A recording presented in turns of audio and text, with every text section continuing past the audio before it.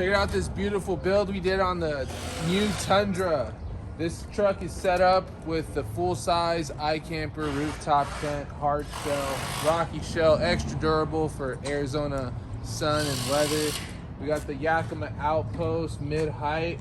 This brings the tent almost level with the cab, making it very aerodynamic. This also has the sidebars on it, so we can add other accessories like recovery boards, roto packs, axes, shovels.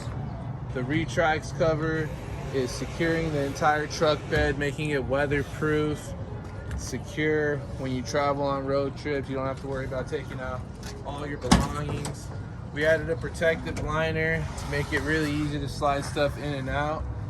This is a 3/4 inch thick polypropylene liner, polyester on top, very resistant for moisture, no mold or mildew to worry about. It's got a retractable cover, so it'll slide right over, right under the rack, making it easy if you got to carry a taller load. Even with your rooftop tent on, you can still fit some large items in here. This is a full-size overland truck build.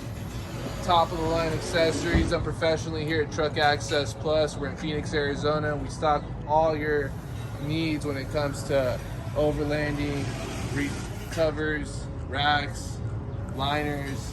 Come see us.